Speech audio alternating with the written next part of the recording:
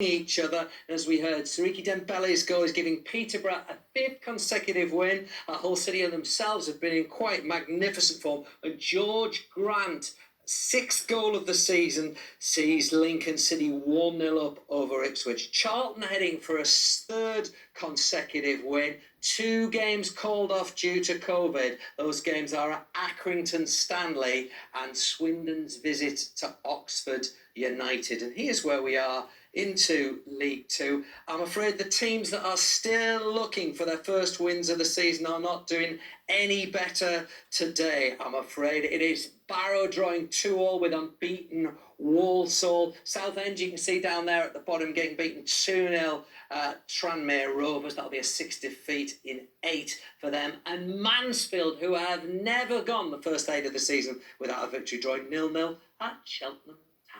Thank you very much indeed to you, Mark. Straight to the Stadium of Light. It's all going off. Connie McLaughlin. Yes, it is indeed. It's Portsmouth who have made the lead just that little bit more comfortable from the penalty spot. It was John Marquis who was brought down in the balk by Luke O'Nien. His second yellow card and was sent off. Early bath for him, but it was John Marquis who stepped up, took the penalty into the back of the net to make it Sunderland 1, Portsmouth 3. Yellow card at Craven Cottage, Chris Wise. Yeah, it's a booking for Abubakar Kamara as one of the 3 Fulham substitutes for a late challenge on Eze. I want to give Fulham fans something to hang on to here in these last 5 minutes, but I just can't, because I'm just looking at the Fulham players. The body language suggests that belief is running dry. They're reverting to a direct style, which isn't really their style, and they are heading towards 3 consecutive home defeats to start a season, which has never happened before to the football club.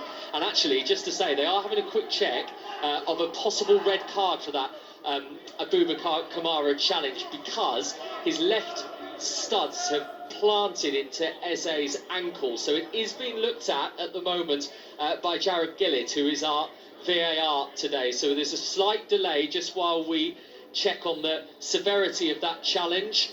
And referee Graham Scott is now going to go over to the referee review area. So clearly the instruction from Jared Gillett, the VAR, is that Graham Scott needs to have a further look at this. So he is heading over towards that review area now, Jason, and that's a little cubby hole next to the Fulham dugout. It might be about to get a lot worse. Yeah, Graham Scott has gone to the review area. He is watching this challenge once again. It's nasty, isn't it? When it's brought to your attention, you see it in slow motion, it looks very, very bad. And I'm seeing more of these tackles where players are going down the back of the Achilles tendon of the opponent. And it's one of those challenges. And the more you see it, the more you think, it's not clever. He's nowhere near the ball. He's gone down the back of the leg of the player. And looking at this, I won't be surprised if he goes. Martin? Well, the referee's looked at it now 6 times. Well, he's seen 4 different angles by the looks of it. And here he comes. Graham Scott is about to tell us what's happening. Let's go back to Chris Wise. Well, Graham Scott is making